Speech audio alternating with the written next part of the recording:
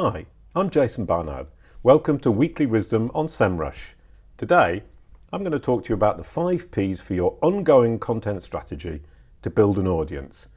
Importantly, a pertinent, qualified audience. What are the 5 P's? Platform, public, personality, promotion, and perseverance. Let's start with platform.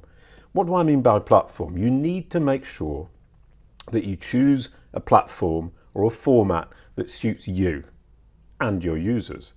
It could be video, it could be a webinar, it could be a podcast series, it could be a blog, it could be a newsfeed, or maybe even a gallery if you're a photographer. What's important is that it appeals to your audience and that you are comfortable with it, and it applies to your business. You also need to find a platform on which to broadcast. That can be YouTube, it could be your website, it could be a blogging platform such as Blogger or Medium, or a podcasting website such as Blueberry. The two go together. The format you choose, the platform you broadcast from. Make sure that you are comfortable with them, make sure that you can maintain quality content on them, and make sure your audience is able to access them easily. Next is the public. That's the point about your public. You need to make sure that the public corresponds to your product and that there is a public on the platform that you have chosen who will want to consume the media that you are producing.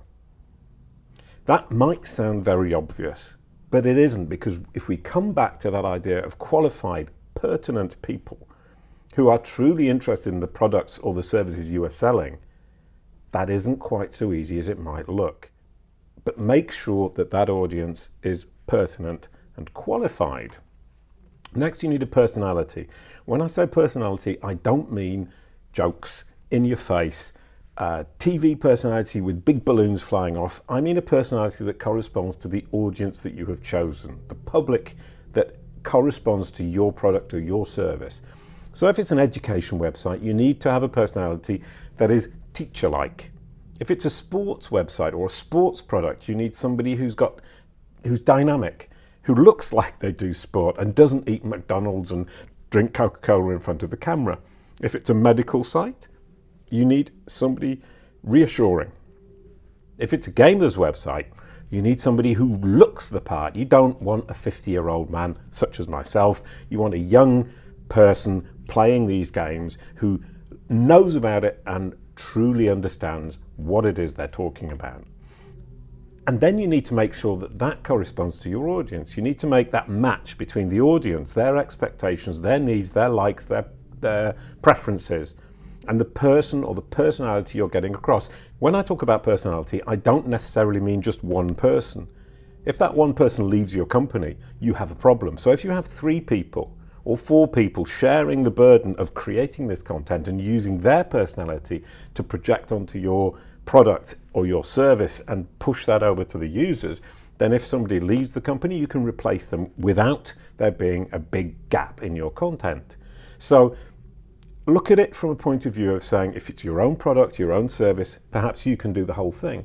But if it's not, hedge your bets. Make sure that you've got a variety of people or a variety of personalities so that you can replace them if needs be. Next is promotion. Very underestimated. A lot of companies, a lot of brands create content and then do not promote it properly, which is a real pity. Make sure that you promote it properly and that you choose the correct channel for promotion. It can be influencer marketing. It could be email. It could be a platform such as Pinterest for images if you're a photographer, for example. Other social media platforms, LinkedIn is much more towards the business side. Twitter is more towards quick exchanges. Facebook is more friendly. You might want to use advertising. That is a perfectly legitimate way to build your audience, get your content out there to people who are interested. And that M is meetup. Maybe you want to go offline.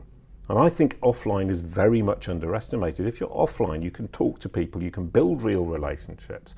And that's a great way to build up an audience, but also an audience who will then vouch for you and amplify your signal, because that personal relationship when you've actually met somebody is much stronger than an online relationship that you might have built up through email or through Twitter or through LinkedIn or whatever social platform it might be. I'm a big fan today of offline marketing, offline promotion. Perseverance, that's the big one. And it's what most brands forget. You have a content channel, you create content, you need perseverance. It might take a year, it might take 2 years.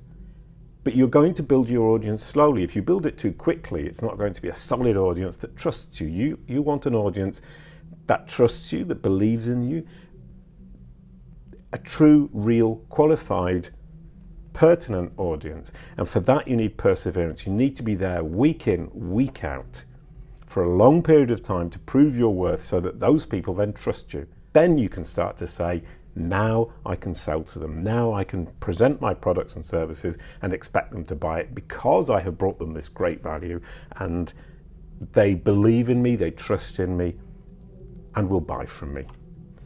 So the 5 Ps of content marketing: platform, public, personality, promotion, perseverance. Thank you very much.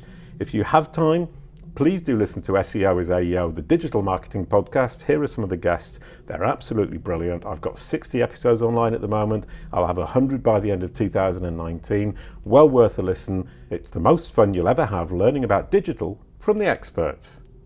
Thanks a lot for listening, and we'll see you next time on Weekly Wisdom.